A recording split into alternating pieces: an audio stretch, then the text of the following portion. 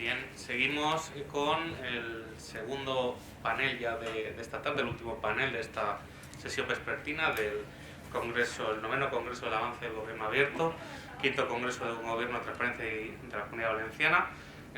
La temática de este Congreso es transparencia, aplicabilidad y auditabilidad de la inteligencia artificial y los algoritmos. No voy a robarles más tiempo en presentaciones de los ponentes, voy a limitarme a indicar el ponente que va a hablar unas leves cuestiones, pero sobre todo la dinámica la vamos a variar y vamos a seguir, va a dictar su ponencia el profesor Plaza a continuación. Si hay alguna pregunta, alguna cuestión, se abordará en ese momento y a continuación haremos lo propio con el profesor Todoli. Bien, la primera de las ponencias ya le he citado, el profesor Javier Plaza, catedrático de Derecho Civil de esta casa, delegado de Protección de Datos de la Universidad, expertísimo en la materia que nos ocupa, y simplemente me voy a limitar a pronunciar el nombre el título de esa ponencia, que es la nueva reformulación de la transparencia aplicada a las TICs en el sector privado. Cuando quiera, profesor Plaza, adelante. Muy bien. ¿Tiene ahí el micrófono? Pues muchas gracias, buenas tardes. Gracias, Jorge, por la presentación. Agradezco a los profesores Lorenzo Cotino y Andrés Boix la invitación que me hacen para participar en este Congreso de Transparencia, Explicabilidad y Auditabilidad de la Inteligencia Artificial y de los Algoritmos. Bien, mi ponencia, que tiene un título rimbombante, hace referencia a una nueva reformulación de la transparencia. Y es así, porque para los privatistas la transparencia es un complemento de la normativa de transparencia pública. Como sabéis, la transparencia se aplica sobre todo, o nace en el sector del derecho privado, en el ámbito de las contrataciones con condiciones generales o contrataciones en masa, que son las que se utilizan principalmente en el tráfico jurídico a fecha de hoy y sobre todo en la red, en los servicios que se ofertan y publicitan en Internet, incluso aquellas plataformas o redes sociales que tienen su entorno natural en Internet. Y por tanto hablamos de esas condiciones generales que publican y ofertan a los usuarios y que sirven para identificar el propio producto o servicio y todos los productos o servicios que ofertan. La transparencia para el derecho privado, que realmente es oportuna y tiene relevancia, es la que llamamos transparencia material, es decir, aquella que tiene una trascendencia en la contratación y que tiene que ser conocida por el usuario, especialmente cuando entraña un especial riesgo económico jurídico. Y por tanto las exigencias de transparencia material obligan a que en la contratación con condiciones generales se informe a los usuarios de cuáles son los principales riesgos desde el punto de vista, aquí podríamos decir, tecnológico y jurídico, que entraña el uso del producto o servicio que se oferta en Internet. Y por tanto, debe de trascender de lo que es una transparencia formal. O sea, la transparencia no es un principio en sí mismo, no es la transparencia por la transparencia. Y de hecho, la crítica que se puede hacer a la transparencia del sector público, es decir, esto está en el portal de transparencia. Oiga, no, es que esto está en el portal de transparencia. A fecha de hoy se está evidenciando de que no vale, de que el hecho de que esté publicado en el portal de transparencia determinada contratación pública, por ejemplo, no ha servido para identificar las comisiones que había detrás de algunas de las contrataciones. Y está en el portal de transparencia, sí, pero no está enmascarado en un montón de documentación con una infinidad de contratos donde es muy complicado encontrar información. Por tanto, las exigencias de transparencia obligan a que aquellos ámbitos también de transparencia pública que requieren de un mayor control sean los que se evidencian, los que se clarifiquen. Y lo mismo decimos de la contratación privada, porque si no, esa contratación estará viciada, incluso afectada de una posibilidad de nulidad respecto del producto o servicio que se ha ofertado, e incluso puede generar una suerte de responsabilidad precisamente por la ocultación de esa transparencia. Y otra idea que quiero hacer hincapié es que la transparencia, que se sitúa más bien en el ámbito de la información previa que hay que dar al usuario para obtener su consentimiento informado, y la podemos focalizar como consentimiento informado, con una información clara, sencilla, accesible, comprensible, con distintas capas, con distintos niveles de formación. Esa transparencia, insisto, que cualquier usuario puede encontrar disgregada en esos niveles de protección, tiene que servir para conformar el ámbito de la contratación. Y por tanto, si la información que damos no es del todo correcta, ya habrá un vicio, un defecto en la contratación. Pero su cumplimiento tampoco va a eximir de responsabilidad, porque luego hay otros controles, hay controles de legalidad. Claro, si doy transparencia a algo que es objetivamente ilegal o puede ser declarado ilegal, por muy transparente que sea, no quiere decir que no esté sometido a otros controles. Y por tanto, para reordenar esta primera formulación, la exigencia de transparencia es necesaria en la contratación. Su cumplimiento es además ya exigido por la propia normativa de la Unión Europea proyectada en la suerte de cumplimiento normativo. Vamos a un derecho preventivo, como ha dicho el profesor Lorenzo Coutinho, de compliance, de cumplimiento normativo, que deberemos de probar y de acreditar. Y por tanto, esa transparencia que podemos acreditar supone ya un plusvalor, pero cuidado, no nos exime de responsabilidades o de incumplimientos futuros. Pero bueno, esto es importante, porque es lo que se ha reformulado ahora. Yo he dicho, bueno, la conferencia tenía un título que era Nueva reformulación de la transparencia. ¿Por qué? Pues porque Internet, que surgió como paradigma de la libertad de expresión, se había convertido, en mi opinión, precisamente en todo lo contrario, en un reducto de falta de transparencia a la hora de decidir por qué determinados productos o servicios que se ofertaban en Internet se cancelaban o suprimían para unos concretos usuarios y otros no. Incluso aunque nos molesten las opiniones, y está conectado con la libertad de expresión.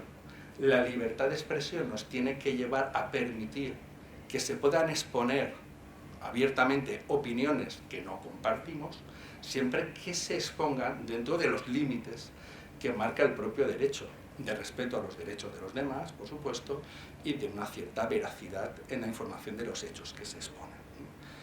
Pero como había caído en la arbitrariedad por la falta de transparencia en los criterios para decidir cuándo un producto o un servicio podía ser suprimido para otros, porque un determinado usuario de una red social, por ejemplo una mujer que emitía una opinión feminista, en mi opinión muy defendible, tenía que abandonar una red social por una persecución de un sector muy activo de redes sociales, y eso se permitía y se consentía, ¿cómo ahora la Unión Europea dice, bueno, aquí las normas para decidir cuándo, si queréis, le cerramos la cuenta de la red social a un usuario, tienen que ser claras, sencillas, comprensibles, transparentes y conocerse con carácter previo. No podemos jugar a posteriori. Juguemos a priori y demos un trato de igualdad para evitar la arbitrariedad. Y eso hará un Internet más transparente y mejor. Porque la transparencia como principio, además, influye como valor. Si Internet es más transparente en el sentido que estamos apuntando, tendrá un mejor servicio. Igual que ocurre con la contratación. Si acertamos en la explicabilidad de los principales riesgos tecnológicos, económicos o jurídicos, y los ponemos bien a los usuarios, estaremos ofertando un mejor servicio. Y entonces, bueno, estamos ahora en la época del reglamento. Bienvenido al reglamento. Es verdad que al reglamento le ocurren dos cosas. Primero, que la mayoría de los reglamentos que ya están vigentes, yo por ejemplo en mi ponencia tenía previsto hablar de dos reglamentos. Uno es el reglamento 2018/1807 de 14 de noviembre, que es el reglamento de datos no personales. No el de personales, no, el que aplico yo todos los días, no, el de no personales. Porque en el Big Data, el 90% de los datos son datos no personales. Los datos personales son un 10%, y luego se anonimizan y se convierten en datos no personales. Y los principios que rigen los datos no personales son muy distintos a los de los datos personales, porque ahí hay libre circulación de conocimiento. Es un reglamento muy poco conocido, como lo es también el reglamento 2019/1150 de 20 de junio del 2019 sobre fomento de la equidad y transparencia para los usuarios profesionales de servicios de intermediación en línea. Este reglamento es la base de lo que ahora es la propuesta de reglamento de mercado digital. Y de lo que he hablado respecto de la transparencia en Internet es la base de la propuesta del reglamento de servicios digitales.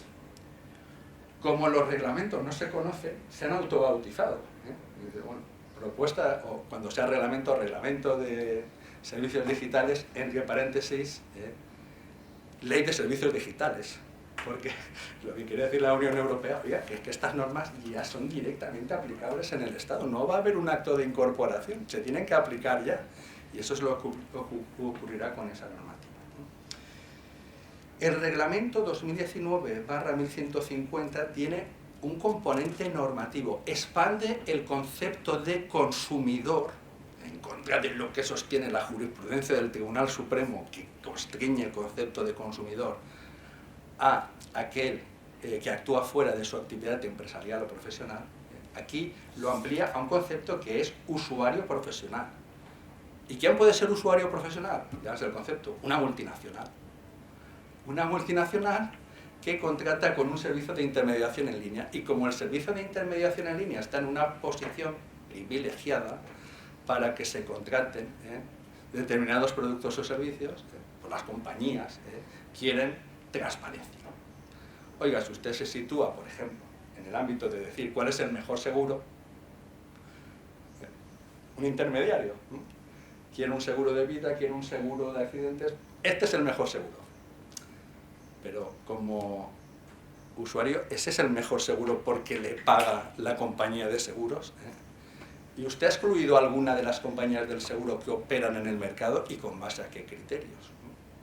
Pues bueno, pues aquí regularía, y es muy importante el artículo 3, las condiciones generales, donde habla de la transparencia, no solo de que la cláusula sea clara, sencilla y comprensible, no, sino que le diga, oiga, ¿cuándo le voy a suprimir el servicio o cuándo lo voy a dejar por terminado con carácter previo? Y esto se proyecta, insisto, con mayor profusión en el mercado, en la ley de mercado digital. En esa propuesta de reglamento existe. Paralelamente a esto, la Unión Europea ha detectado con mucho acierto lo que ya sabíamos todos y sale a colación con la nueva normativa de cookies, que no es que haya una nueva normativa, no es que haya una sentencia del Tribunal de Justicia de la Unión Europea aplicando los principios del reglamento y dice, no, las cookies, esos dispositivos que se almacenan en nuestro ordenador y que muchos de esos dispositivos explican por qué nuestros datos han acabado aquí. Oiga, ¿cómo han obtenido los datos? Si yo no he consentido, no, es que había en ese dispositivo unas cláusulas que estaban ahí, pues usted no se ha leído porque va a encontrar respuesta, por las cuales se podía transmitir todos los datos de uso y ceder. Por eso es muy importante, o sea, el hincapié en las cookies es porque muchas veces el usuario no sabe cómo sus datos llegan a un destino que no se puede imaginar, que es sorpresivo para él y es a través de este mecanismo. Bueno, pues informemos, digamos, que el usuario pueda aceptar o rechazar al mismo nivel y que tenga una información, porque evidentemente no requieren de consentimiento aquellas que son necesarias para que se pueda utilizar la página web, pero aquellas que dan información sobre el tráfico dentro de la página.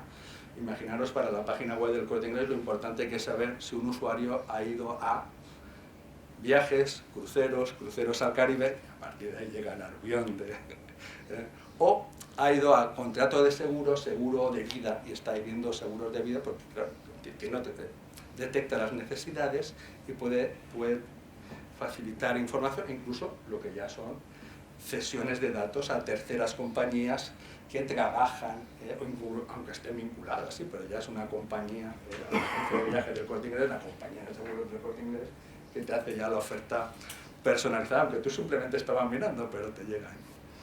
Entonces lo que han dicho, bueno, si esto, lo que estamos viendo más o menos es lo que todos hemos vivido. ¿Quién no ha ido a enviar un WhatsApp y de repente le ha aparecido un desplegable que decía, aquí están las nuevas condiciones para seguir usando, tiene que aceptarlas? Y Claro, eso era la negación. ¿Qué es la negación de la transparencia? Todo lo que hay. Una perorata de información, donde el usuario no puede ir viendo tranquilamente lo que acepta y lo que no acepta. Bueno, se puede... No hay riesgo en aceptarla porque todo eso es una contratación nula y falta de transparencia. Además, condicionada a seguir usando el servicio. Usted o acepta o no puede enviar. Esto la Unión Europea ha dicho, oye, patrón oscuro. Estas prácticas contractuales no son admisibles, darán lugar a las nulidades y a las responsabilidades cuando se hayan cedido los datos sin me los consintió, porque tengo aquí aceptó la política de privacidad. En la cláusula 28 letra C lo pone bien claro. Sí, pero es que era imposible leerse. O uno dice, va, yo me entretengo en estas cosas, pues voy a no aceptar. Bueno, primero ya aceptar, si os fijáis, aceptar sale más marcado, está al mismo nivel, pero aceptar, casi que la vista te va a aceptar. Y para ver rechazar, patrón oscuro, o sea, pues te entretienes ahí, al final vas seleccionando y cuando acabas o no puedes usar el servicio, o al final dices, bueno, pues acepto todas porque necesito leer el diario, necesito hacer uso del servicio. Todos estos patrones oscuros, que dice, bueno, esto lo utilizamos en la contratación ordinaria, si es la misma que se va a dar en la inteligencia artificial y es los mismos requisitos de transparencia desde el punto de vista privado que se van a exigir. Fijaros que no llevo hablando más que una pequeña introducción de ideas básicas y casi ya voy acotando el tiempo, voy agotando el tiempo. Pues voy a terminar diciendo, fijaros, para alguien que se ocupa de los datos, el conocimiento de la normativa de datos es muy complejo, porque tenemos el Reglamento General de Protección de Datos, de difícil cumplimiento, pero que sienta un principio para mí, y es que ese derecho fundamental de protección de datos prevalece sobre la tecnología y que toda tecnología debe de diseñarse al menos para poder dar satisfacción a ese derecho de protección de datos, que al menos ha iluminado la normativa estadounidense en la California Consumer Privacy Act, que me hace mucha gracia la denominación porque es la ley de el usuario de privacidad. Bueno, está admitiendo que nosotros somos usuarios de nuestra privacidad y de nuestros datos, en definitiva de nuestros datos, que es muy similar al RGPD, incluso va más allá. Allá hay responsabilidad, por ejemplo, en el caso de brechas de seguridad, responsabilidad indemnizable económicamente en proporción al daño sufrido. Bueno, admite que se puede ceder datos a cambio de productos o de servicios o de una minoración de los mismos, algo que también implícitamente está ya en nuestra normativa de contenidos digitales, la normativa que incorpora la directiva de contenidos digitales, aunque no con el componente económico, y las principales normas que completan el Reglamento General de Protección de Datos personales y no personales son dos propuestas de reglamento. Uno sobre la gobernanza del dato. Este va a ser muy importante para la transparencia y para la calidad del dato. Hace hincapié en la calidad del dato. Y con esa propuesta de reglamento, lo que se va a deber de auditar y demostrar es que los datos que utiliza o que da a conocer una institución son lo suficientemente fiables desde todas las perspectivas para garantizar que quien los use pues pueda llegar a resultados realmente óptimos. Y por tanto nosotros vamos a tener que trabajar nuestra gobernanza de datos como universidad, por ejemplo, que además irá en nuestra propia en nuestro propio reconocimiento, en nuestra propia evaluación de la calidad con los índices de impacto en las universidades. Y para completar, me falta aquí la pieza del puzzle, aparece en esa propuesta de reglamento del Parlamento Europeo y del Consejo sobre normas armonizadas para un acceso justo a los datos y su utilización, el fair use que decía, porque aquí también hay otra ciencia jurídica por explorar. ¿Por qué se ha traducido el fair use como acceso justo, acceso honesto? Podía haberse. Tenía muchas variantes. Bueno, nosotros muchas veces hacemos doctrina, por ejemplo, de la definición de consumidor, el que actúa en un ámbito ajeno a su actividad empresarial. La palabra ajeno no existe en la versión inglesa. En la versión inglesa es la persona que actúa fuera de su ámbito. y que admitiría que un empresario que va a un banco está fuera de su ámbito, aunque la actividad no es ajena en la financiación que solicita su actividad empresarial.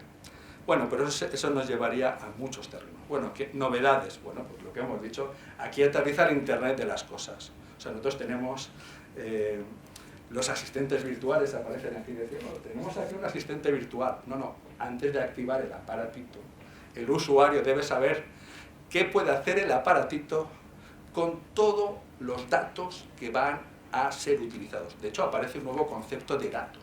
Ya no es un concepto de dato personal, que sería cualquier información de una persona física identificada o identificada. No, aquí dato es cualquier conversación, grabación, información que se obtenga de seres humanos.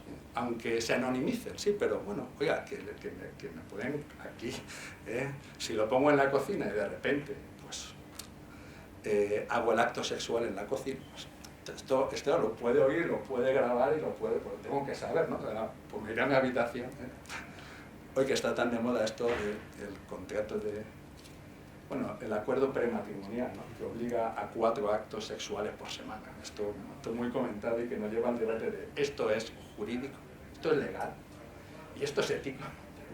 Bueno, pero a lo que voy, la Unión Europea dice, vamos a ver, el usuario, antes de activar cualquier aparato que puede interactuar como si fuese un robot, una especie de inteligencia artificial, debe saber cuál va a ser el destino de sus datos, incluso no personales, aunque se anonimicen, y poder consentirlo y participar en ello.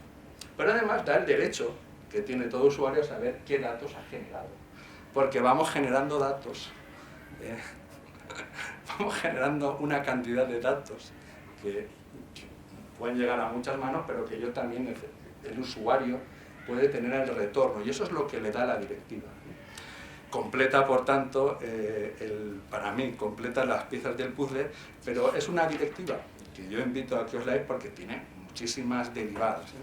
Por ejemplo, por fin ya tenemos un concepto de contrato inteligente, y tenemos una regulación del contrato inteligente que un civilista no hubiera acertado si me hubieran puesto, defina usted contrato inteligente. Nosotros como contrato siempre iríamos a un contrato que bueno, puede tener una versión electrónica que funcionará de forma autónoma y que ya permitirá o bien la configuración, la elaboración previa o la fase previa, o bien la ejecución programada del mismo, con un seguimiento del mismo.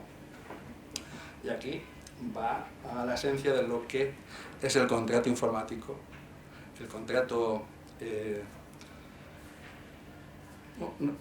Sí, contrato informático en el sentido de que es totalmente informatizado y hace referencia al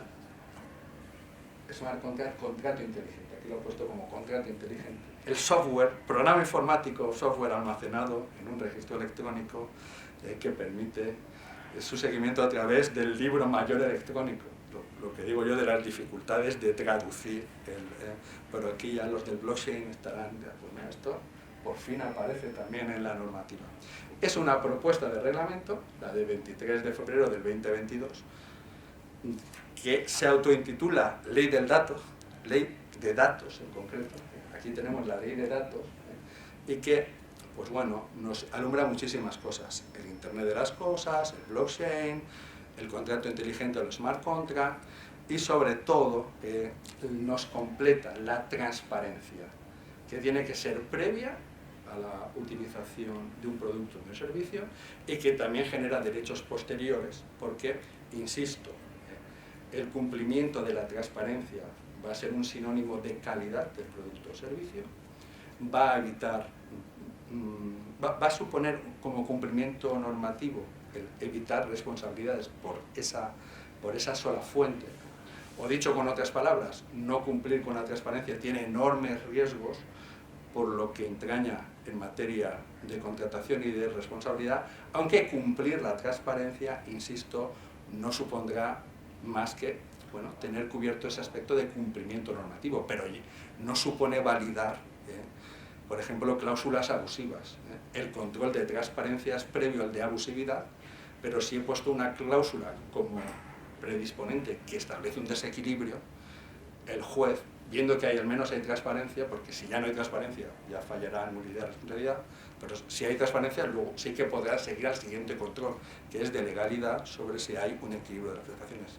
E insisto, estamos ya a un nivel donde realmente las condiciones generales se evalúan entre un predisponente que formula un contrato y un adherente, que puede ser una multinacional, pero que si no ha podido modular el contenido del contrato y hay un desequilibrio que le causa daño, podrá pedir su correspondiente responsabilidad. Pero, por supuesto, si ha habido una ocultación de la información, del destino de los datos, por ejemplo, pues ya será una fuente de responsabilidad si se prueba esa falta de transparencia. Y este es el apasionante momento en el que nos encontramos, donde ya concluyo diciendo, creo, honestamente, Lorenzo, que estamos en un segundo momento de Internet. Hubo un primer momento, digamos, las leyes fundacionales, la directiva de servicios de la sociedad de información y comercio electrónico, el correlativo en materia de propiedad intelectual, la directiva de derechos de autor en la sociedad de información, y ahora estamos en el reglamento, reglamentos, que son la ley de servicios, la ley de mercado digital, la ley de servicios digitales, la ley de mercado digitales, la de gobernanza de datos que viene y la ley del dato. Entre otras muchas, como la de transparencia e inteligencia artificial, la de responsabilidad e inteligencia artificial, casi todas reglamentos. Alguna directiva también existe para completar este marco normativo, pero esto ya es una evolución de Internet, que en definitiva la inteligencia artificial no es sino una evolución del desarrollo tecnológico. Y nada más, muchas gracias por la atención y lo que hago es quedar a disposición de ustedes por si me quieren hacer preguntas.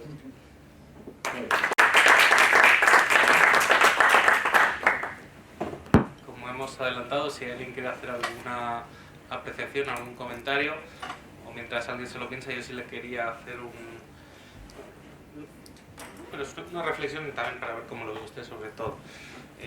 Aunque estemos en una mesa que básicamente se refiere al sector privado, yo siempre, al menos en lo poquito y humildemente en lo poquito que he trabajado el tema, sobre todo hago el paralelismo entre la figura del usuario consumidor y la figura del ciudadano político. Es decir, a la hora de una democracia representativa, el producto a consumir, si lo reducimos un poco de manera frívola, pero bueno, tampoco va muy alejada de la realidad, es qué elección política puede encajarse más. Y claro, cuando hablamos de cualquier tipo de modulación o de cualquier tipo de orientación producida por la inteligencia artificial, por ejemplo, en cuanto a la recopilación de datos, y se nos puede orientar, como decía, por ejemplo, en el ámbito de los seguros, de se excluye este seguro y decir, ¿cuál es este? El mejor seguro es este, ¿no? En función de los datos y en función de cómo le estudiamos a usted, parece que nos supone un gran dilema ético, ni un gran problema decir, bueno, si nos dicen cómo llegar de aquí a la plaza del ayuntamiento, pues si es una ruta u otra, pues el algoritmo sabrá dónde hay menos tráfico, ¿no? Y claro, con el paralelismo que podemos hacer del sector privado a lo más público que pueda haber, que es la participación en la democracia, claro, cuando uno puede estudiar un poquito o rascar un poco en este tipo de tecnología que se basa básicamente en el conocimiento tan profundo de nuestros datos que puede predecir comportamientos, aquí la cosa ya es diferente. Aquí ya ponemos los pies un poco en pared. Pero la naturaleza, salvo que usted me diga, no, hay un matiz claramente diferente, la naturaleza es la misma, o sea, es decir, es el estudio potencial de cómo reacciona un ser humano ante determinados comportamientos, ante determinados hechos, y predecir cuál va a ser su consumo en el ámbito civil y en este caso su elección política en el ámbito político. Y sin embargo, la reacción es tan diferente, pero el procedimiento es naturalmente el mismo. Entonces, cada vez que usted hacía el efecto de tratamiento de datos personales y no personales, que son el 90%, es decir, hay como una barrera invisible que dice, bueno, esto no es peligroso porque, bueno, se analiza qué tipo de producto consumimos o qué hacemos en la página web, aceptamos las cookies, que da un poco igual. Pero no hay una barrera real entre esta elección es solo de Jorge usuario o Jorge ciudadano. Es decir, todas las decisiones, las noticias que vemos en el diario, no nos determinan no solamente también la posibilidad de consumir algo, seguimos viajes al Caribe, sino también posicionamientos políticos. Entonces, a mí me parece muy gracioso porque hay una laxitud total respecto de, bueno, nos hace la vida más fácil que Netflix nos diga que esta serie nos va a gustar, pero también está diciendo qué tipo de series consumimos, qué orientación política o qué perfil tenemos, y por tanto se puede cargar las tintas también sobre ese componente democrático y orientar nada más y nada menos que la posible decisión de afinidad política, ¿no? No sé cómo lo ve usted. No, porque lo has dicho fenomenal. Comparto toda la reflexión. Has hecho una reflexión en voz alta que yo comparto. Es decir, bueno, en esencia es lo mismo, ¿no? Yo como usuario, por ejemplo, de una red social, creo que es una red inocua, donde doy una información de mi actividad profesional o de mi vida personal, la que quiero difundir, pero no me imagino que la red me está autoestudiando, está haciendo un perfilado mío, que ya para la normativa de protección de datos eso es un ámbito muy importante. Digo, si está haciendo un perfil, y un perfil ideológico, esto es muy serio, ¿eh? Y ya si además lo va a utilizar contra mí, o no contra mí, sino que, por ejemplo, identificándome como persona que puede votar en ocasiones a un partido y en otras ocasiones a otro, eso es muy interesante, ¿no? Por este, ¿eh? Porque como puede cambiar, le voy a preorientar con una serie de informaciones que le llegan, como le llega esta sugerencia, no se sabe por qué, pero le llega hacia un sentido o hacia otro y le acaba condicionando, ¿no? Entonces, bueno, lo que es todo el marketing tiene un componente neuronal, evidentemente. O sea, el diseño de la botella, sea la de Coca-Cola, la etiqueta que sea blanca, azul, roja, negra, eso no es inocuo, pero es lícito. Bueno, hay un ámbito lícito que es, en la competencia hay que buscar diferenciar el producto o servicio y atraerlo por estos instintos que también existen. Lo que ya no es, lo que ya entra en el debate ético ilícito es si es posible, sobre todo sin el conocimiento y consentimiento, que se utilice y se manipula. Estamos en el ámbito de los neuroderechos. Esto también nos va a consumir y es la misma base de la inteligencia artificial. Yo lo construyo igual. Primer principio, los derechos fundamentales prevalecen sobre la tecnología. Pues bueno, los derechos fundamentales de preservación de la intimidad de la persona, aquí son esenciales. Es verdad que cuidado, porque aquí ya los ámbitos invasivos pueden ser impresionantes, porque pueden saber hasta cuándo estamos mintiendo, que es un derecho. No, más que un derecho, es una cualidad, una facultad que tenemos los humanos, ¿no? Poder mentir, incluso poder mentir para ser correctamente ciudadanos y para ser políticamente correctos, porque decir la verdad tampoco se puede. Si uno va diciendo la verdad de lo que piensa, no tendría amigos, no tendría... Es que hay un nivel de tolerancia y entonces, bueno, y sobre todo, bueno, con los neuroderechos y todo esto es realmente, vamos a ver, está legitimado su uso médico para un fin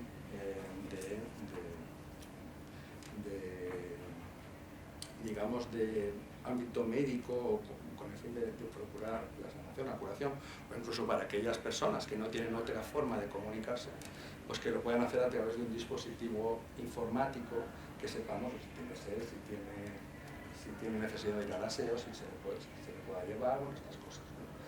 Pero es verdad que también el entregar ya hasta en lo más íntimo y perder un poquito la perspectiva que nos llevaría al metaverso, ¿no? O sea, el metaverso pues es lo mismo, ¿eh? De usted la transparencia. Aquí el ciudadano va a tener que saber si está en la realidad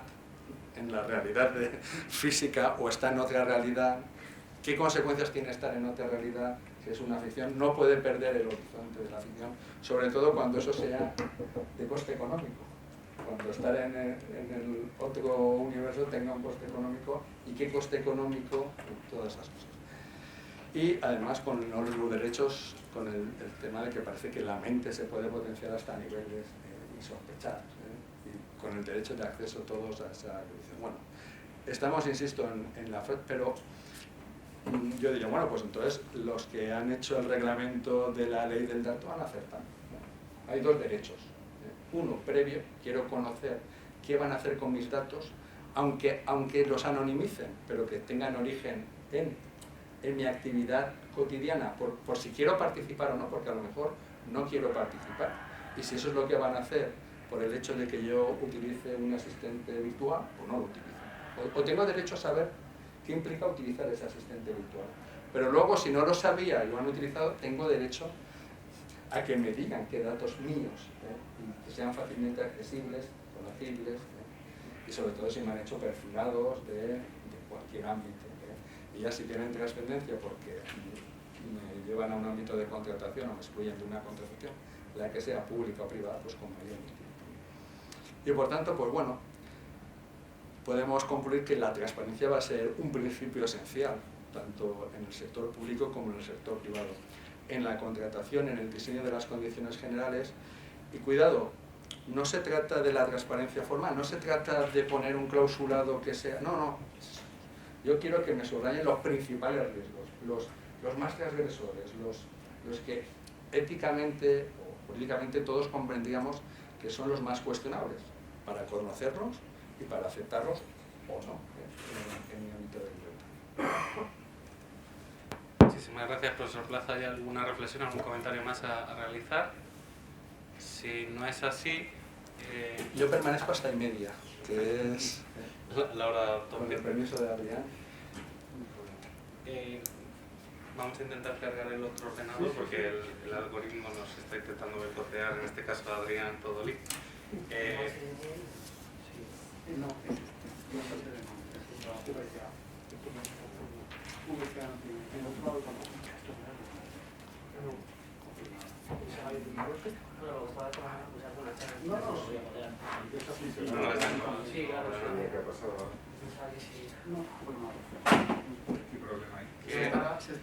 Se actualizó automáticamente. Porque lleva así en... Este no es lo que tenemos. Es el CDNI, ¿no? Claro. Sí, no os preocupéis. Nos lo imaginaremos. Exacto. Bueno, sí, vale. Sí, incluso puedes girarlo o lo que sea. Bueno, doy fe yo en este caso, pero que me crean, yo he visto la presentación y me parecía muy chula porque para ponerla en el ordenador la ojeé un poco y era muy interesante. Pero bueno, intentaremos superar, en este caso, el profesor Todolí la situación. Bien, voy a hacer una presentación breve. La verdad es que es un placer estar en esta mesa con dos compañeros referentes en esta Facultad de Derecho, el profesor Plaza y ahora el profesor Todolí, uno en el ámbito del civil, otro en el ámbito del derecho laboral. La ponencia del profesor Todolí lleva por título Transparencia y explicabilidad de los algoritmos utilizados por el empresario.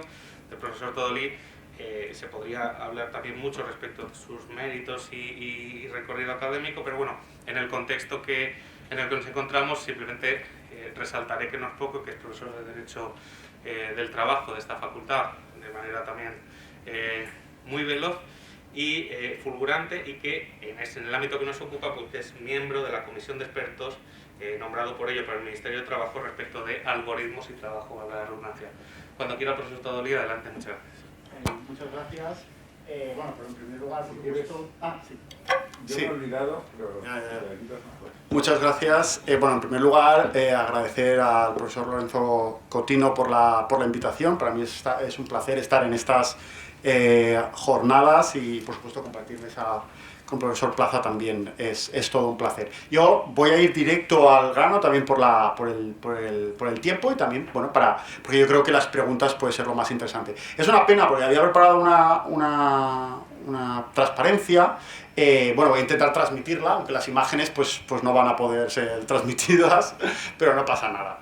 Bueno, en primer lugar hay que partir de que en materia de algoritmos, muchas de las aplicaciones que se están realizando es en el ámbito laboral. De hecho, el IA Act, ¿no?, habla en este semáforo amarillo. Muchas de ellas son precisamente, concretamente, en el ámbito laboral. Y entonces voy a empezar la sesión explicando un poco, bueno, pues para qué se puede utilizar y para qué se está utilizando ya. Hay que partir de la idea de que en una empresa, el jefe o la persona de recursos humanos, históricamente, siempre lo que ha pretendido es recopilar datos de los trabajadores para tomar mejores decisiones. Es decir, que cuando te hacen una entrevista de trabajo, al final es, bueno, pues analizar con un recopilar datos cuando te hacen la entrevista de trabajo, si vas a encajar bien en el ámbito del trabajo, si eres productivo o no, etc. Luego, a la hora de cuándo ascendemos a un trabajador o cuándo ascendemos a otro, es lo mismo. Es decir, es una recopilación de datos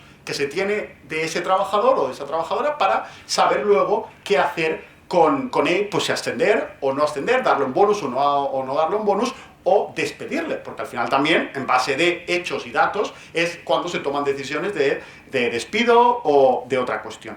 ¿Qué ocurre? Bueno, pues que con las tecnologías, yo aquí les ponía imágenes, pues eso con Facebook, con LinkedIn, incluso, bueno, pues a través de la reputación digital, no sé si habéis visto, os ponía una imagen aquí de la serie de Black Mirror, en cómo se ve, ¿no?, cómo se recogen datos a través de la reputación digital de los propios trabajadores. En ese momento son ciudadanos, pero ahora mismo cuando subes a un Uber, pues te piden la valoración. Las posibilidades de recoger datos sobre los trabajadores previamente a ser trabajadores o durante el tiempo que están trabajando, actualmente son prácticamente infinitas. Es lo que se llama People Analytics. Hay una ciencia actualmente basada en la psicología social en el que se basa en esto, es decir, recopilar muchos datos, analizarlos para tomar decisiones. ¿Qué pasa? Llegamos a un momento en el que hay tantísimos datos que esto no le sirve para nada a la persona de recursos humanos. Es decir, si tenemos 1 millón de datos, bueno, pues es que, pues, ¿qué hago con esto? Y entonces ahí es donde entra la inteligencia artificial, que es el siguiente paso. Ahora ya no es recopilar datos, sino también procesarlos automáticamente. ¿Para qué? Para perfilar. Obviamente, porque esto sí le va a ser útil a la persona de recursos humanos. Yo aquí les ponía algunas imágenes de algunos ejemplos de aplicaciones reales que ya existen, que lo que hacen precisamente es esto. Es decir, pues la empresa contrata, y esto es muy importante, no son solamente grandes empresas, no solo Amazon que utiliza algoritmos para contratar a trabajadores, no solo Google, es que por ejemplo Google crea Google Hire, y hay otras grandes Manpower, grandes empresas que lo que hacen básicamente es crear productos que venden o que alquilan para empresas más pequeñitas que puedan utilizarlos.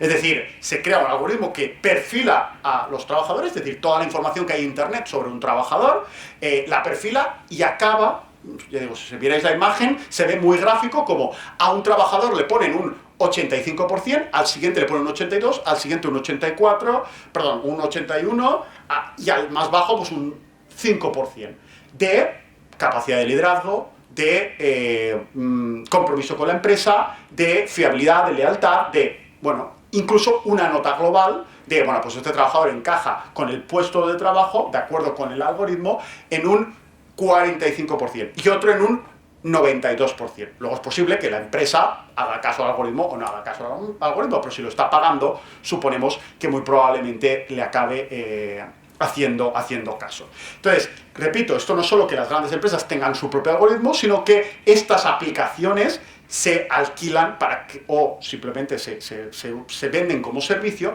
para que cualquier empresa, aunque sea pequeña o mediana, pueda utilizarla, repito, para procesos de contratación, procesos de selección, pero también procesos de ascenso, procesos para darle un bonus o no, o para procesos de despido en base a esa información. Un ejemplo, os ponía aquí una noticia de el Los Angeles Times, que hablaba de un momento dado en el que esto se empezó a utilizar muchísimo, ya se utilizaba por muchas empresas, pero cuando pasó la pandemia y muchas empresas que controlaban o que evaluaban a sus trabajadores físicamente, cuando pasaron a trabajar en remoto por la pandemia, no sabían cómo hacerlo. Yo como jefe sé muy bien pues a este trabajador cómo motivarlo o cómo saber si está haciendo su trabajo o no. Pero en Internet, a través de teletrabajo, pues de repente hemos pasado de un día a otro, de un día a trabajo presencial y al día siguiente, no he tenido capacidad de saber cómo evaluar a estos trabajadores a través del teletrabajo. Entonces empezaron a comprar lo que se llaman software espía, que controlaba, sobre todo en Estados Unidos, por eso las noticias de Los Angeles Times, que controlaba pues todo lo que hacía el trabajador durante el tiempo que estaba conectado en Internet. Pues cuántas pulsaciones hacía durante el teletrabajo, cuántos movimientos de ratón hacía, pues a qué páginas web se conectaba, cuántos correos electrónicos contestaba en el día, cuánto tiempo estaba delante de la pantalla, cuánto estaba contestando el correo, cuándo se paraba, cuándo no. Es decir, recogía prácticamente toda la información. Era una monitorización, pero además disgregada.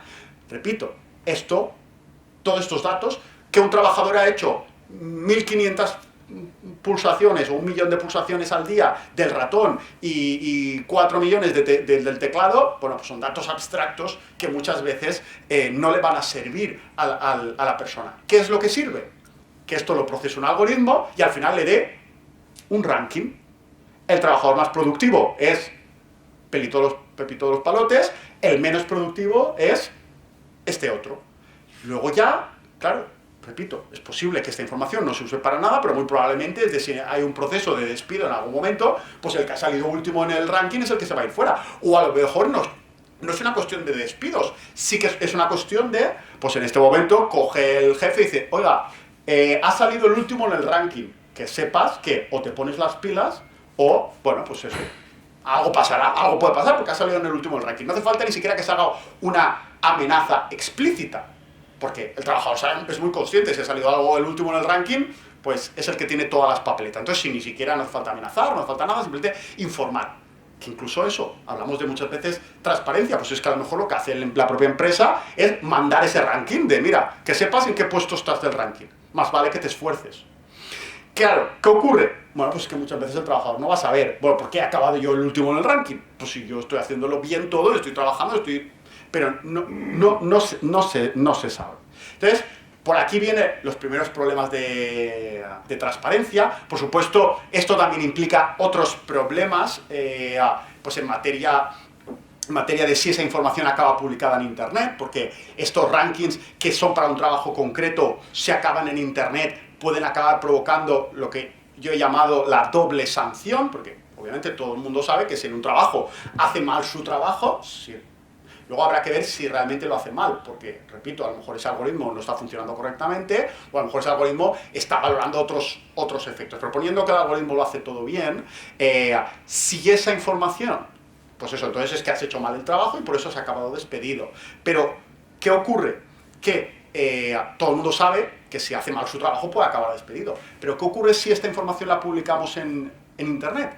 Que los siguientes empresarios van a saber que este trabajador, pues aunque fuera en el pasado, tuvo una mala reputación digital o una mala valoración. Entonces no va solo a implicar efectos para sino hacia el futuro. Entonces, por un lado tenemos estos problemas y ya digo, hay muchos otros en materia de salud para los trabajadores. Hay estudios, por ejemplo, de cuando un algoritmo es el jefe en materia de seguridad y salud, hay problemas como hay un estudio, en este caso en Australia, en el que se ve cómo cuando le indica el camino para ir a un rider, a alguien que va repartiendo en bicicleta, del punto A al punto B, quien decide es el algoritmo, y si el trabajador se sale de la ruta que le marca el algoritmo, puede acabar despedido. Esto ha provocado problemas de salud porque, como sabéis, Australia es prácticamente un desierto. Las temperaturas suben a 40 grados, los trabajadores, muchos de ellos históricamente en bicicleta hacían el reparto yendo por la sombra. Como esto el algoritmo no lo sabe, acaba yendo por el sol porque teme que si va por la sombra va a acabar despedido. Y ha habido casos de insolación, ya digo, el Servicio de Prevención, el Instituto de Prevención Público hizo un análisis de esto porque empezó a detectar que había muchos casos de insolación de riders y decía, pero ¿por qué cuando antes históricamente no pasaba? Y a base de entrevistas, etcétera, acabaron descubriendo esto, ¿no? Pues que el algoritmo me va a echar a la calle automáticamente si yo no voy por el sol, que es la ruta que me marca. Claro, aquí es un problema también de mala programación, porque básicamente se programa que se pueda ir por la sombra o que detecte estas cuestiones y no debería provocar problemas, porque incluso por materia de productividad probablemente es más productivo que el trabajador vaya por la sombra, aunque llegue 2 segundos tarde, que no que tenga una insolación y el paquete nunca llegue, ¿no? O incluso es que en realidad si vas por la sombra probablemente vayas más rápido, porque te cansas menos, ¿no? Bueno, además de esto, hay una cuestión clave que estoy seguro que, bueno, en transparencia, pero también hay otra cuestión clave que es la discriminación.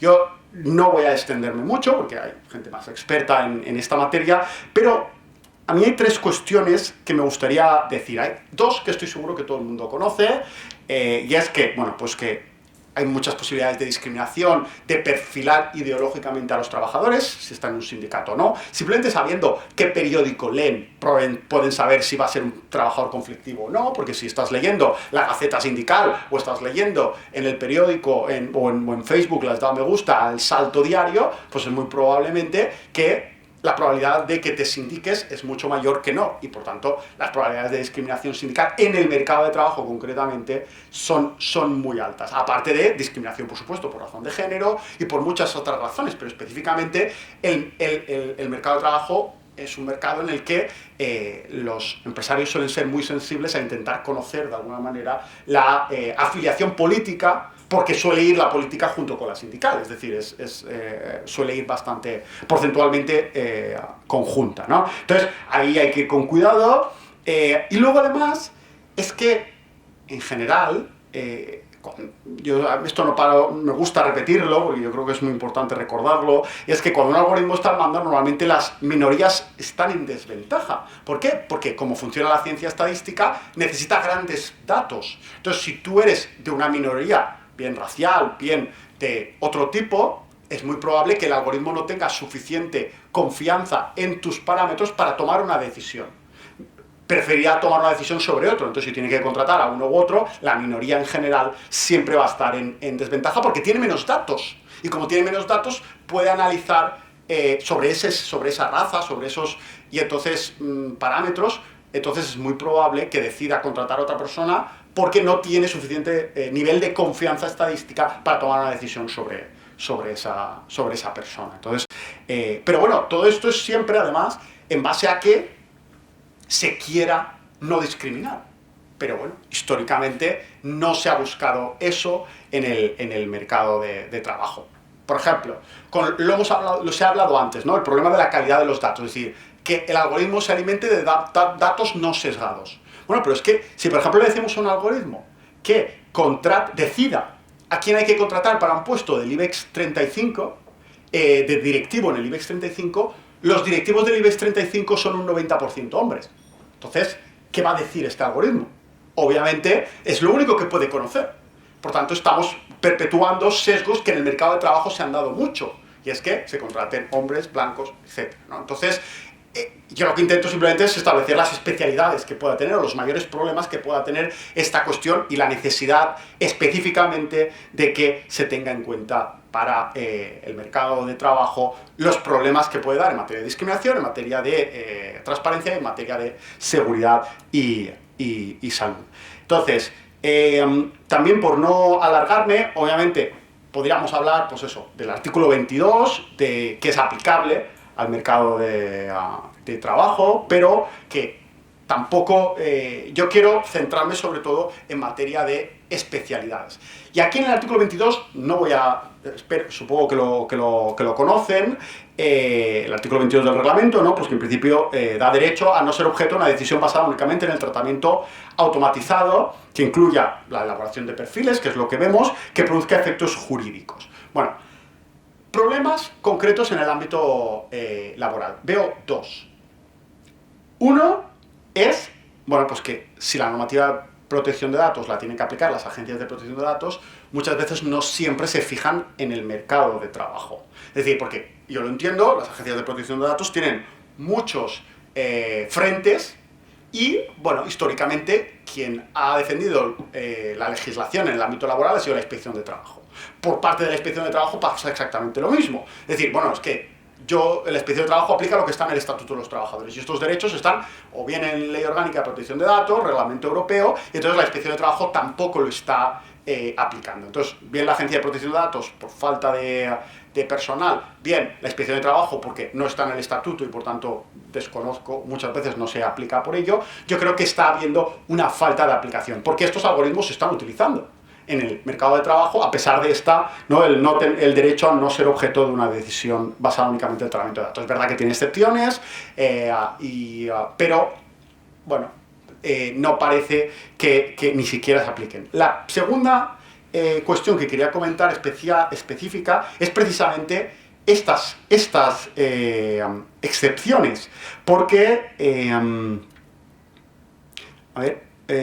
claro, aquí, en principio, una de las excepciones es que sea necesario, ¿no? Es típico de la protección de datos. Y claro, el grupo de trabajo, en aquel momento, ¿no? El que se llamaba el grupo de trabajo del artículo 29, establecía que era válido utilizar estos sistemas automatizados, a pesar de que la regla general es que no se pueden utilizar cuando es necesario. ¿Y qué considera necesario? Por ejemplo, si pone el ejemplo concretamente, esta guía de inteligencia artificial del grupo de trabajo del artículo 29, habla, si por ejemplo recibiera miles de postulaciones para una oferta de trabajo. Entonces, si tienes decenas de miles de postulaciones o miles de postulaciones, entonces sí puedes.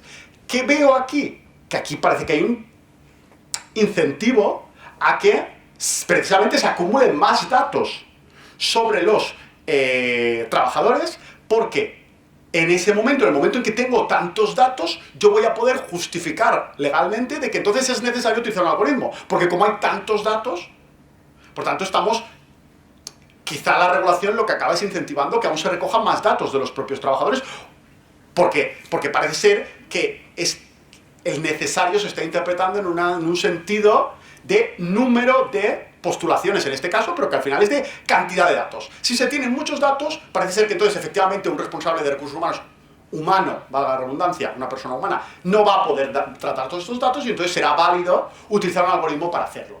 Pues entonces, ¿qué estamos haciendo? Incentivar que la empresa recoja aún más datos, vulnerando con ello probablemente otros principios en materia de protección de datos, ¿no? Entonces son estas dos cosas que yo quería comentar, ya digo, por no repetir lo que ya creo que muchos de nosotros ya sabemos, que dice el artículo 22, etcétera, ¿no? Entonces, para terminar, yo les traía, también por ceñirme a la cuestión de la especialidad de materia de algoritmos, pero en el ámbito laboral, la famosa ley Rider.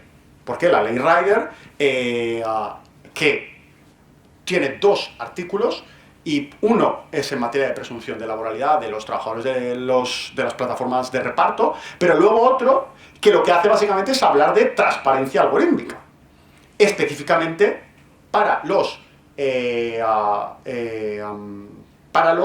algoritmos que se utilicen en el ámbito laboral y en beneficio no de los trabajadores, sino de los representantes de los trabajadores. Es decir, se aleja de esa perspectiva individual.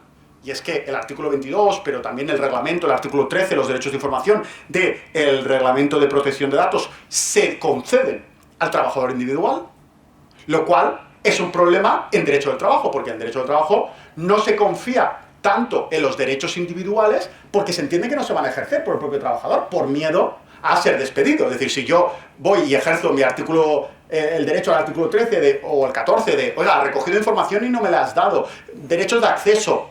Sí, derecho de acceso, despedido, por ejercer ese derecho, ¿no? Es decir, quiero decir que los derechos individuales, desde la construcción histórica del derecho del trabajo, se ha entendido que hay que dejarlos, por supuesto, los derechos individuales son importantes, pero no pueden ser los únicos. ¿Por qué? Porque la efectividad del derecho en materia de derecho del trabajo es muy baja. Porque si tú confías que un trabajador tenga que irse a juicio para reclamar su derecho, el trabajador, por miedo a ser despedido, no va a ir a juicio. Segundo, es que directamente no lo va a pedir no por juicio, sino internamente también por miedo a no ser despedido o a no crear un conflicto en la empresa, porque si, ya no ser despedido, es que si yo quiero que me asciendan, más me vale no ejercer derechos, porque si ejerzo derechos, pues probablemente elijan para ascender a alguien que no ha ejercido sus derechos. Entonces esos derechos individuales siempre han estado en entredicho. Y obviamente toda la construcción de la protección de datos se basa en derechos individuales, también en materia de algoritmos y de derechos de transparencia. Entonces, por eso, aquí en España, de manera excepcional, pero la Directiva Europea de Plataformas Digitales también ha propuesto derechos de información algorítmica en materia de plataformas. Pero bueno, eso es una propuesta que está al inicio, se hizo hace muy poquito, ya veremos cómo acaba. Lo que voy a hablar es de lo que sí que tenemos aquí en España, que es, creo que en Europa, el primero que regula en esta materia. Entonces, ¿qué hace básicamente esta regulación? Artículo 64 del Estatuto de los Trabajadores incluye un nuevo apartado. El artículo 64 del Estatuto básicamente lo que hace es recoger muchos derechos de información del comité de empresa. Pues entre ellos se incluye uno nuevo. Para todas las empresas, no para las empresas de plataformas. No confundamos que sea la ley Rider la que lo incluye, esto es como la ley de presupuestos. La ley de presupuestos luego regula de todo. Pues esto es lo mismo, es decir, se llama la ley Rider o la prensa la llama la ley Rider, pero en realidad regula para todas las empresas. Para todas las empresas que usen algoritmos. pero todas las empresas con algoritmos que directa o indirectamente afecten, y aquí es la clave, afecten a los trabajadores, entonces tendrá derecho el comité de empresa, no los trabajadores individuales, sino que serán el comité de empresa, los representantes legales de los trabajadores, los que podrán reclamar a la empresa los parámetros, reglas e instrucciones en los que se basan esos algoritmos. Entonces, aquí la clave es que esto, claro, es interesante compararlo con el artículo 22 del reglamento.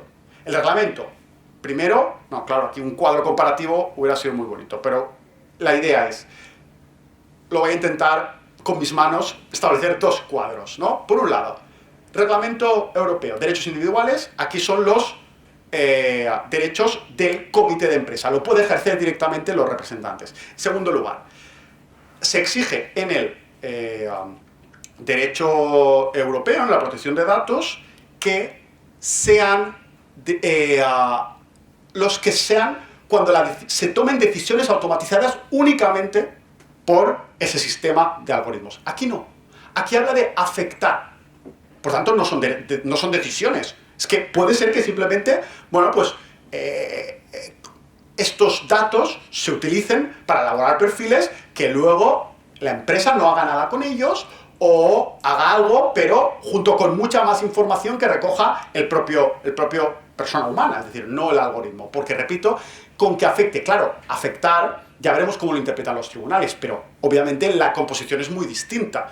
Y sobre todo si hacemos la comparación de decisión únicamente automatizada a con que afecte suficiente, está claro que el legislador español lo que ha querido es aplicar mucho más. Es decir, que el ámbito de aplicación sea para prácticamente cualquier algoritmo que afecte de una manera directa o indirectamente, tenga que dar esa información. Pero por último, claro, el ámbito de aplicación es mucho mayor de la legislación española en materia de transparencia algorítmica, pero luego también las consecuencias son menores. ¿Por qué? Porque mientras que en el artículo 22 habla primero de derecho a no ser objeto y luego, cuando se aplique la excepción, derecho no a conocer ¿cómo se dice? Espérate que lo tengo aquí. Derecho a informar al sujeto que está envuelto en un proceso automatizado. Información significativa, esa es la palabra. Es decir, exige dar información significativa sobre la lógica del algoritmo, indicar qué parámetros evaluados en la toma de decisión y la ponderación de dichos datos, e incluso informar de las consecuencias del proceso. Es decir, este algoritmo se usa, ¿no? La normativa europea dice, este algoritmo se usa para despedir. Y eso hay que informarlo. Hay que decir para qué se va a usar.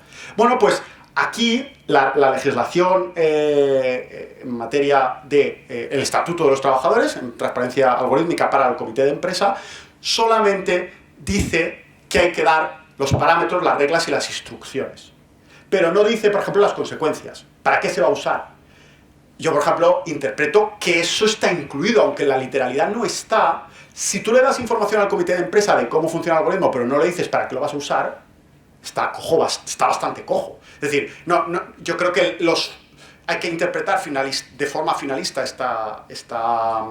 esta regulación, y esta regulación lo que pretende es que el comité de empresa tenga todos los datos suficientes como para poder negociar los efectos, que es lo que históricamente se ha entendido. Es decir, cuando, por ejemplo, históricamente se le daba información, la contabilidad de la empresa al comité de empresa, o se le da información sobre la cuenta de pérdidas y ganancias al comité de empresa, todo eso está regulado en el Estatuto de los Trabajadores, se le da para que pueda precisamente luego defender a los trabajadores, pues si hay un despido colectivo o hay una modificación o para que se negocien salarios correctamente.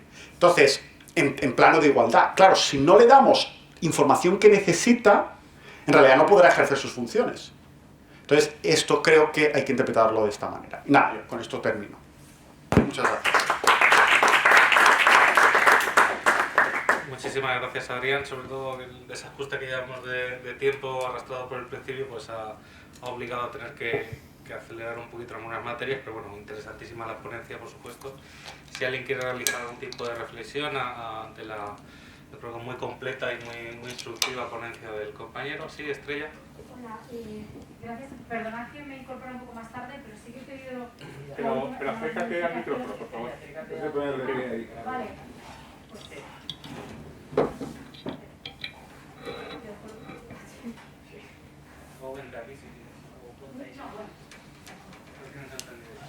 Cuando estabas comentando el artículo 64, la reforma del Estatuto de los Trabajadores, hablabas de parámetros, ¿vale? No sé si siguen estando los de informática o los tecnólogos, pero es que el concepto de parámetro, que lo veo mucho en la legislación positiva, a mí me surge la duda si quiere decir lo mismo que parámetro en un modelo de inteligencia artificial, porque en inteligencia artificial distinguimos entre parámetro e hiperparámetro. El parámetro, por ejemplo, es el peso en una red neuronal, que si no estoy equivocada, es la propia red neuronal la que va ajustando el modelo en función de los inputs de entrada que le entran. Entonces yo no sé si el legislador, cuando utiliza el término parámetro, está pensando lo mismo, porque claro, yo pienso que a lo mejor a mí como ciudadano normal me interesa saber qué dataset, qué características tiene el dataset, qué variables de entrada está utilizando y digamos qué relación o qué relación matemática puede haber del doble, el triple o qué entre lo que entra y lo que sale. Pero claro, yo no sé si se está refiriendo exactamente a lo mismo. El hiperparámetro, por ejemplo, sí que es configurable por el propio diseñador. Entonces no sé si hablan de lo mismo pasa a veces con el término transparencia. Cuando dicen transparencia algorítmica, les están hablando de nuestra transparencia administrativa desde el punto de vista jurídico o el concepto de transparencia algorítmica en modelos de inteligencia artificial, lo que llaman inteligencia artificial explicable. Sí. Gracias. Pues yo creo que aquí la cuestión será que esto, como siempre, lo tienen que interpretar jueces y entonces los jueces no sé hasta qué punto van a ir a conocer exactamente cómo funcionaría desde una perspectiva de un técnico o ingeniero. Yo creo que harán una interpretación mucho más, bueno, pues, de lo que un Lego es capaz de entender por parámetro. Y ahí yo entiendo que en principio lo que se quieren saber son los pesos. Es decir, por ejemplo, los parámetros son... la relación entre los datos. Claro, es decir, pues por ejemplo, lo que estábamos hablando, pulsaciones es decir, primero, pues eso, pulsaciones, movimientos de ratón, tiempo de no sé qué, y luego, ¿cuánto importa cada uno de ellos? El peso. Yo creo que se refiere a eso. El reglamento, el micrófono, muy rápido, el borrador habla de parámetros de precisión del sistema. Vamos, aún así no creo que hayan tenido muy en cuenta en España el reglamento de inteligencia artificial futuro, sino que hablan pues de qué palabras más se utilizan, parámetros... Reglas e instrucciones. Instrucciones, reglas y parámetros, en ese orden. Es que claro, son conceptos... Sí. Yo imagínate, tengo que pedirle, yo qué sé, una prueba pericial, porque tengo que impugnar una decisión, y tengo que ir a juicio. Sí. Y tengo que pedir una prueba pericial. Me llevo al informático y entonces el informático es lo primero que me va a preguntar. O sea, a lo mejor un experto en desarrollo de modelos de inteligencia artificial. O a lo mejor estoy utilizando el modelo de Microsoft Azure, ¿vale? Que tienen modelos para implementar y que además contratan empresas. Claro, es que hay un ítem que se llama parámetros, entonces yo seguramente, si tengo que instruir a mi perito, decir, oye, cuidado, porque es que aquí a lo mejor el juez tenemos que aclararle bien, si tú le tienes que enseñar cómo funciona este modelo de Microsoft Azure y cómo lo ha implementado la empresa, aclárale bien que esto no es lo que parece, sino que en realidad es otra cosa. Entonces, creo que a lo que voy es que creo que a los juristas y al legislador todavía le falta mucha precisión en la utilización del lenguaje y que puede llevar a errores y sobre todo a entender, es decir, si tú tienes que crear comités de expertos para regular esto, caramba, es que tienen que estar los expertos técnicos y tienen que decir esto significa esto, esto significa lo otro, las métricas de error que no aparecen por ningún lado, yo no las he visto por ningún lado, que se hagan referencia a métricas de error o métricas de impacto. sin embargo, tiene una relevancia en la decisión final. Sí. Y esto, sobre todo, si se lo tengo que explicar al juez, o se lo tengo que explicar yo a administración o a un ciudadano. O a lo mejor, como lo ha dicho el algoritmo, modelo un poco el formulario, ¿no?, de contestación, según el artículo tal. Claro, a ver, me quedo con eso. yo creo que esto está en construcción y por eso todavía es complicado, porque ahora, por ejemplo, se está empezando a hablar, pues eso, de lo que has dicho tú del formulario, es decir, de crear alguna especie de como prospecto algorítmico, ¿no?, que como si fuera el del médico, que hay que rellenar todos estos documentos, ¿no?, y cosas así. Yo creo que aquí, claro, esto se hace previamente a todo lo del IACT y al final, yo tampoco creo que sea necesario que el legislador sea tan técnico, porque, o sea, con terminología técnica, porque aquí lo importante es la finalidad de la norma. Es decir, la norma habla de 3 conceptos que incluso que podríamos decir, bueno, aquí deslumbramos 2 cosas, porque instrucciones, parámetros, reglas, pero al final, repito, por ejemplo, lo de las consecuencias no lo ha dicho el legislador. Pero claro, es decir, entonces cuanto más preciso sea el legislador, más cosas se está dejando fuera. Entonces, por eso yo creo que es mejor que fuera más amplio, es decir, toda la información necesaria para poder ver cuáles son los efectos y consecuencias que va a tener. Sí, pero te hago una observación, una objeción a esto. Que no hace falta que el legislador, mira, por ejemplo, que es un tema muy conocido de primera mano. En derecho a la construcción. En derecho a la construcción tiene muchísima normalización técnica. El código técnico de construcción es técnica pura y dura. Sí. Y tienes que ir de la mano con un perito pues, para entender todo lo que ahí se establece. Y luego aparte hay ramas del derecho administrativo donde la normalización técnica es muy relevante. Entonces claro, tú llevas al juez y si al juez no le explicas muy bien que determinado defecto constructivo afecta a la junta de dilatación y al juez no se entera qué demonios es la junta de dilatación, que es un concepto técnico, es que te puede hacer una aberración jurídica. O si tienes que presentar un proyecto para que te den una licencia en un ayuntamiento. Es decir, que al final estamos en una rama muy técnica en la que no creo que sea irrelevante la utilización de los términos o de los conceptos técnicos de cualquier manera. ¿No? Oye, ahí, vamos, ya has terminado. Sí, no, ya está. Y te diría en la línea de lo que está diciendo Adrián, por supuesto, el derecho de construcción, la terminología está sentada, aquí no está sentada. Claro. Aquí este señor y este señor no se van a poner de acuerdo en la misma terminología cuando hablamos de inteligencia artificial, cuando la propia Unión Europea ni siquiera sabe aún lo que es inteligencia artificial. Pero en cambio la finalidad de la norma sí que nos va a permitir que el juez le diga, mira, a mí explícame, porque yo lo que quiero saber es esto, para qué se utiliza, qué parámetros se utiliza. Si está discriminando, ¿no? Si el efecto... ¿Qué reglas tiene? Dice, no, yo es que quiero saber cómo funciona, cuál es la lógica que dice el otro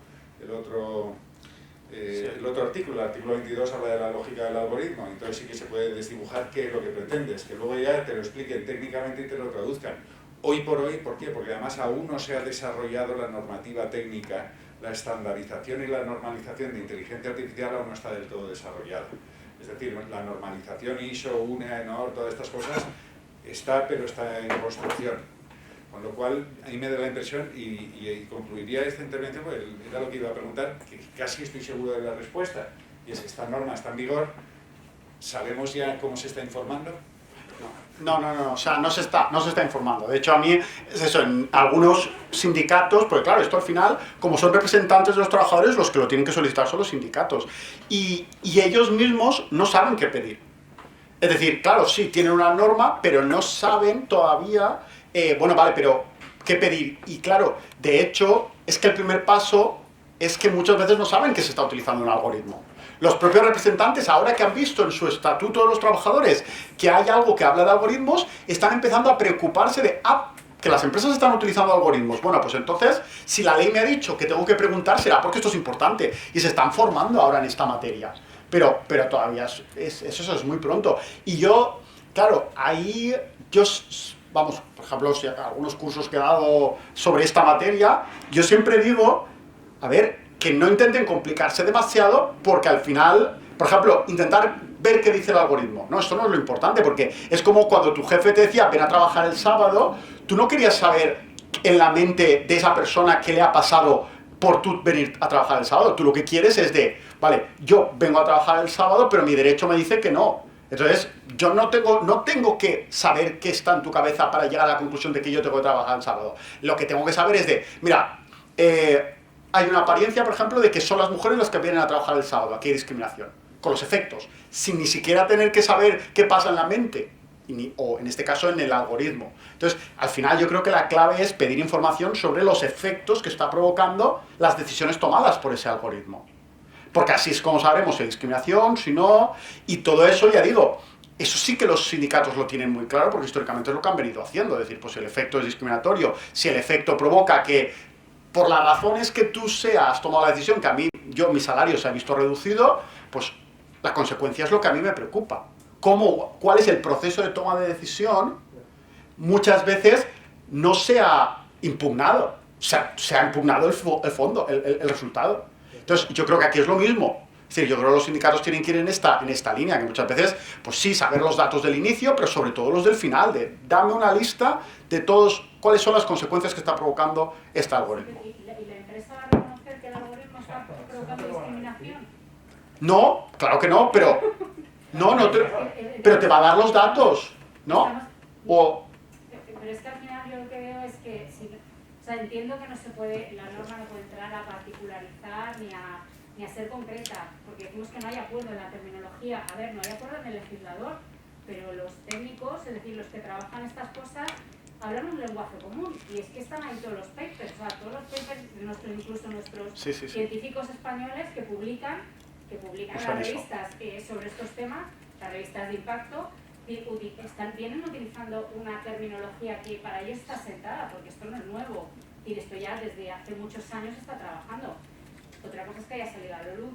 Entonces, a mí me preocupa, es decir, realmente lo que quiero decir que la sensación que me da es que cuando el legislador se pone a legislar estas cosas, me parece que no tiene a muchos técnicos a su lado diciendo, o es una impresión, Sí. Sobre todo cuando ves la terminología que maneja, si es que ya la terminología denota que, bueno, y me da que es que la ha copiado, porque por ejemplo el término parámetro lo utiliza la legislación francesa, es un término que utiliza la Ley de Procedimiento Administrativo francés del año 2016. Entonces, me da la sensación de que estamos copiando de aquí y allá, pero que realmente con un tema con tanta relevancia, las consecuencias que es una empresa, ni Google te va a decir que sus algoritmos son discriminatorios. ¿Cómo te va a decir eso? Quería añadir una cosa, lo digo, yo he empezado antes hablando de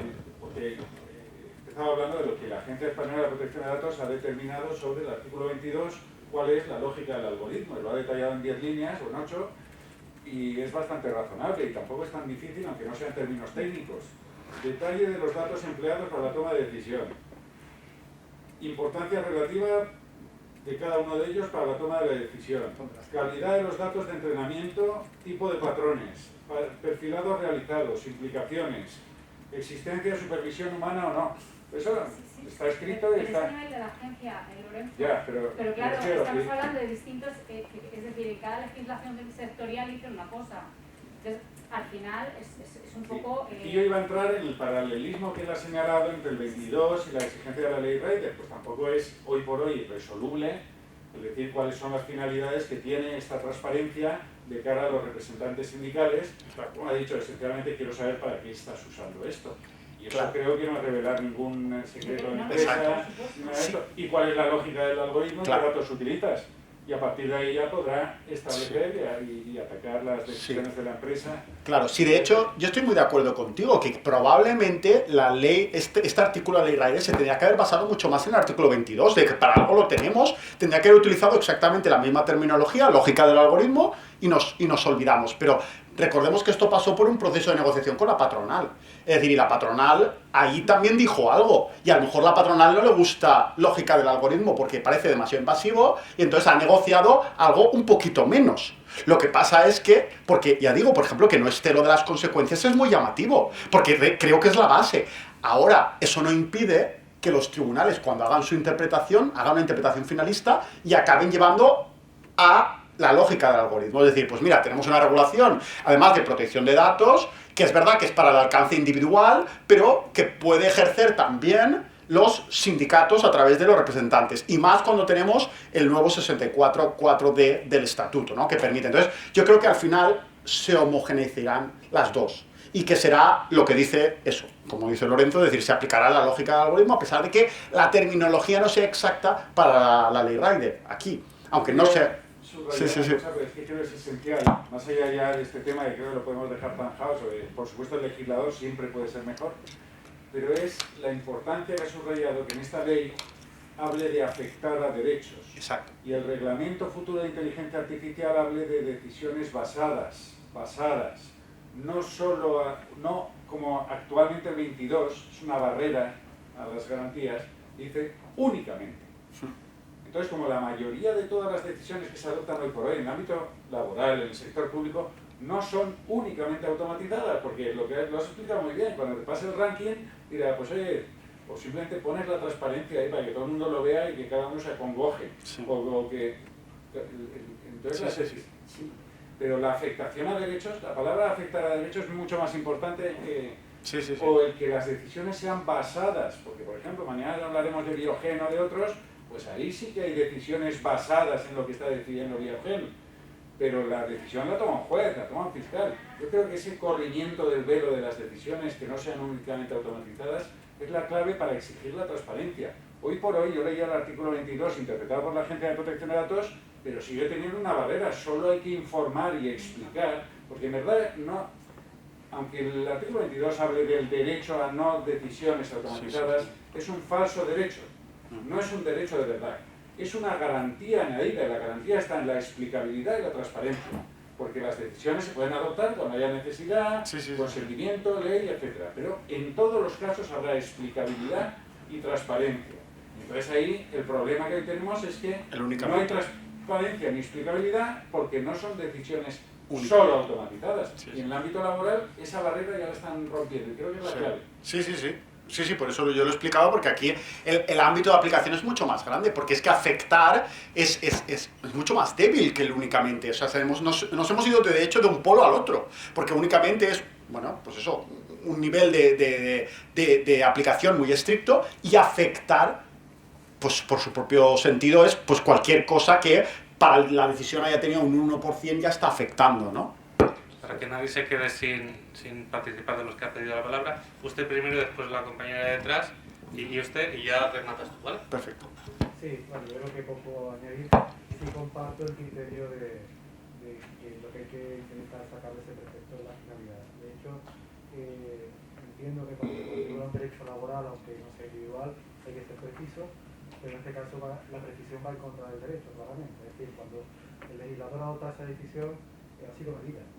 En primer lugar, no quiere congelar el rango en una materia tan cambiante, en primer lugar, y en segundo lugar, cuando se precisa técnicamente con rango de ley, supone una exclusión más que global. Entonces, ha hecho bien en dejar el tema abierto. Nos ha hecho falta también que se indique cuál es el objetivo del tratamiento, yo digo, pero lo cierto es que la interpretación razonable, más allá de la colaboración que puede tenerse en cualquier instrucción o en cualquier documento o cualquier norma de grado inferior, lo que es hecho razonable dejarlo por una vez y por finalidad. Cualquier otra precisión es exclusión de lo que no está preciso.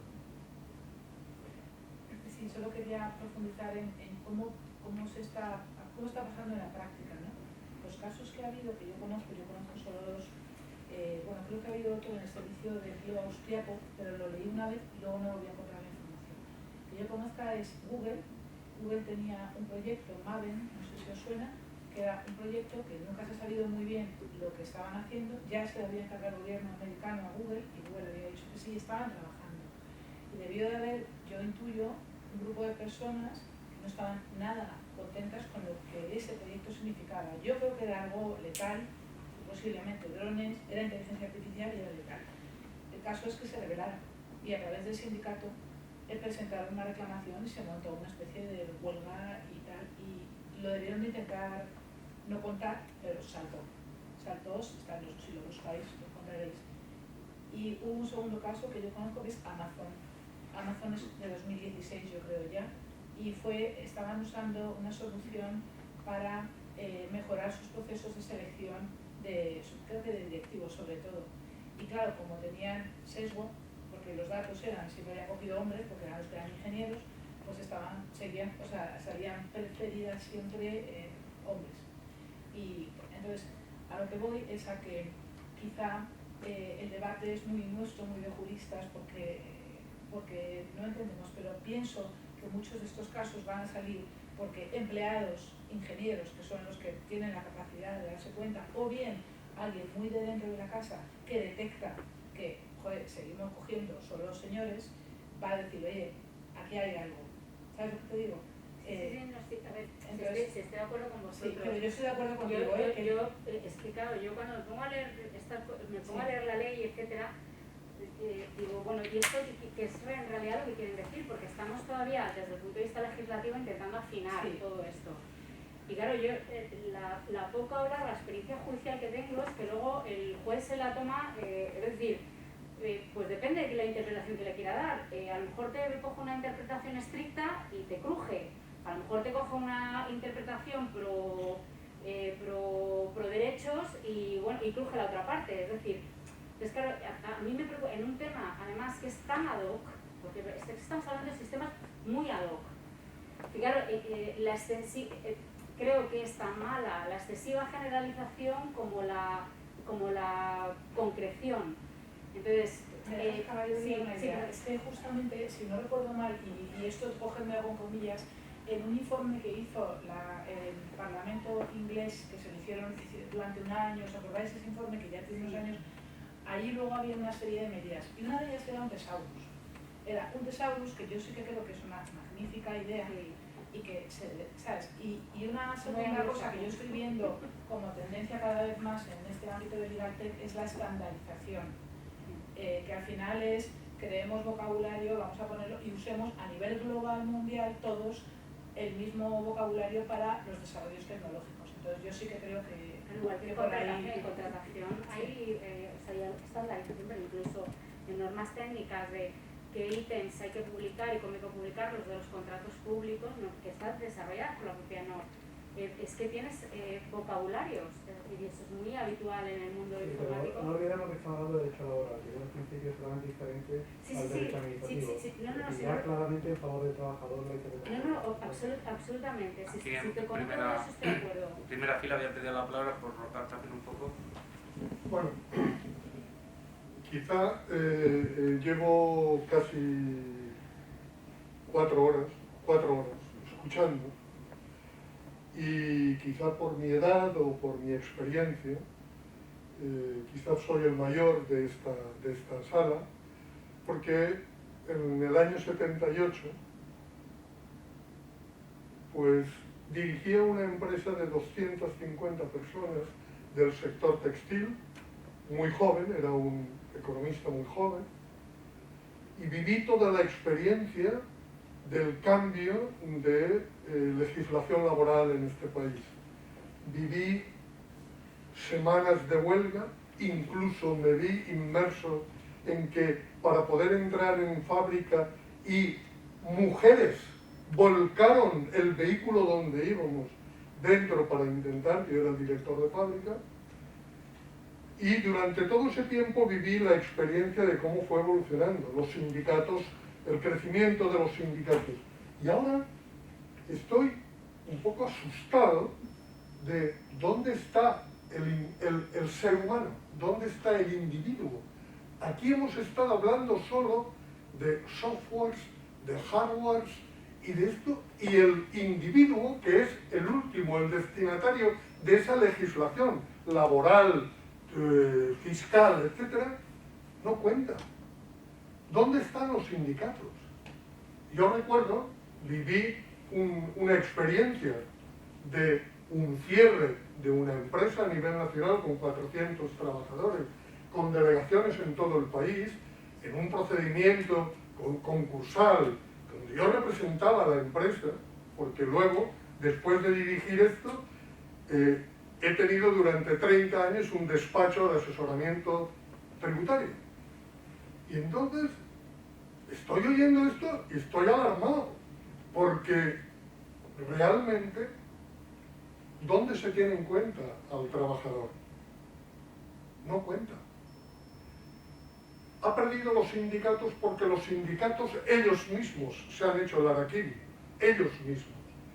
Y entonces nos encontramos con un cambio a nivel mundial de la economía, con una globalización, con una deslocalización en función de rentabilidades única y exclusivamente de rentabilidades económico-financieras, y los trabajadores se encuentran, como decía usted, profesor Todolí, con el acojone de que cómo van a protestar si no se van a ver en la calle, pero además con el agravante que muchos de ellos, en un porcentaje importante, incluso trabajando, son pobres, no llegan a final de mes, no cubren su stock. Entonces, el ordenamiento jurídico es quien tiene que poner orden. El ordenamiento jurídico, junto con los gobiernos y junto con una planificación adecuada. Porque si no, realmente yo ya tengo 72 años, como decía aquel, para lo que me queda estar en el convento, pero a los jóvenes de hoy, que ahora no se quedan muy pocos aquí, les diría que pongan todo lo que tengan que poner. Y yo pienso que el papel de la universidad, mi regreso a la universidad ha sido porque ya de mayor, incluso le comentaba, no sé si al profesor Cotino o a alguien, que esta sala y la sala de al lado llevan los nombres de dos profesores míos de hace 50 años en la Facultad de Derecho, porque hice económicas y iba haciendo cosas, no terminé nunca Derecho porque no tenía tiempo.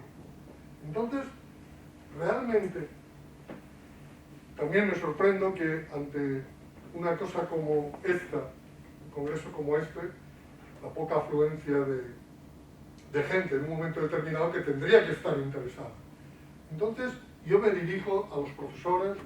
Con el profesor Cotino tengo la suerte de haber hecho en la NAUGRAN un curso de Derechos Humanos, ¿no? Y con el profesor Goran también.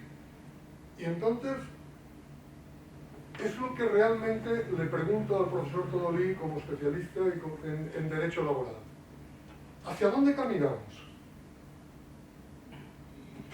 Con eso ya cerramos, si le parece.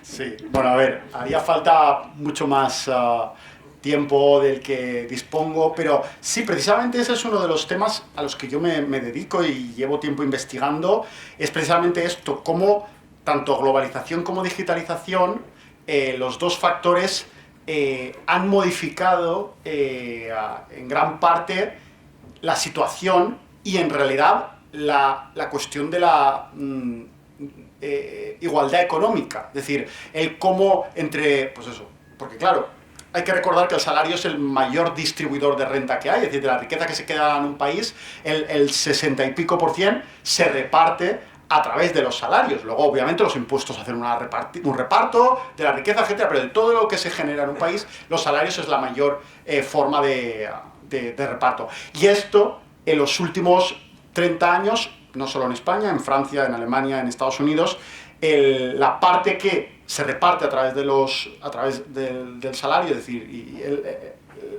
la forma de reparto entre los que generan por parte de los trabajadores ha bajado entre 6 y 7 puntos, es decir, ha bajado porcentualmente muchísimo. Entonces, claro, eso, hacia dónde vamos es que nos empezaríamos a hablar no solo de temas laborales, sino de temas de la democracia, es decir, de los derechos humanos y de, bueno, pues estos extremismos, o el Brexit, Trump, etc. Hay estudios del Fondo Monetario Internacional que lo vinculan precisamente con esto, con la pérdida de derechos laborales y sobre todo con, ya no de derechos laborales, sino simplemente con la reducción de los salarios que ha provocado un menor reparto de la riqueza con quien los genera. Es decir, que ahora antes iba para los trabajadores y ahora va para otros actores que no son los trabajadores, y esto ha provocado, pues eso, yo digo, estudios del Fondo Monetario Internacional, que no es cualquiera. Sin hablar de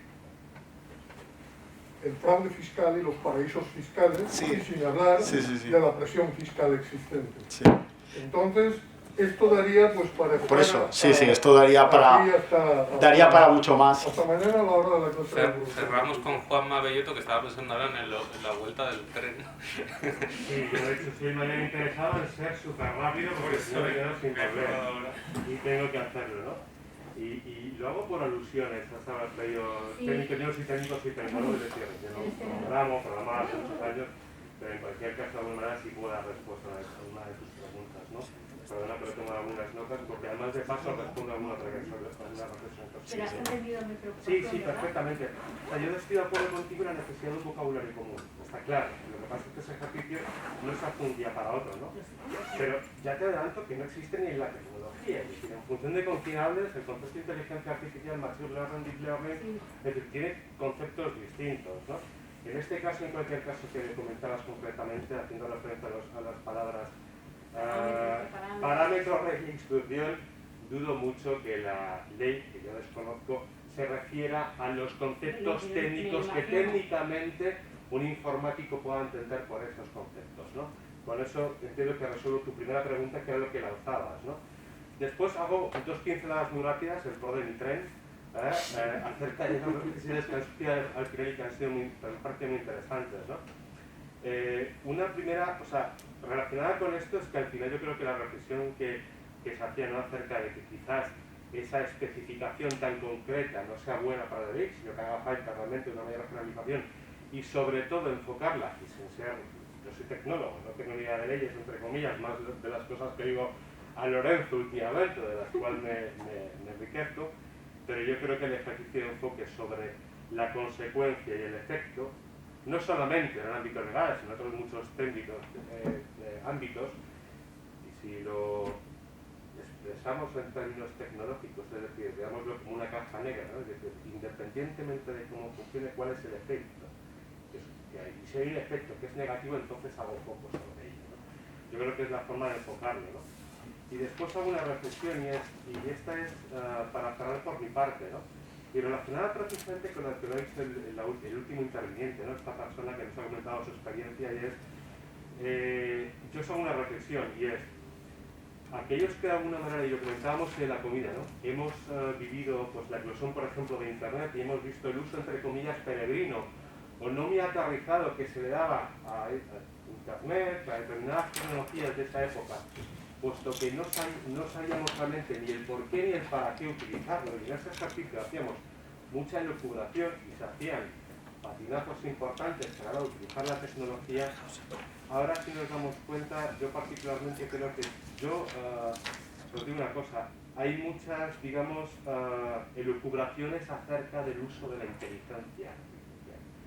Muchos de los casos que yo he visto ahora, yo me dedico a la empresa, es decir, yo asimilo tecnologías dentro del mundo empresarial, he hecho proyectos para más de 30 grandes empresas. La mayor parte de los usos que escucho no aportan un valor adicional de negocio. Ese es el hándicap que tenemos que pagar porque, por lo menos, y la parte positiva, me quedo con esto, es que, como decía anteriormente, estamos en un proceso donde la ley está acompañando de forma muy rápida el desarrollo de la tecnología. No está pasando como con la protección de datos, etcétera, sino que está siendo muy ágil, lo cual es maravilloso.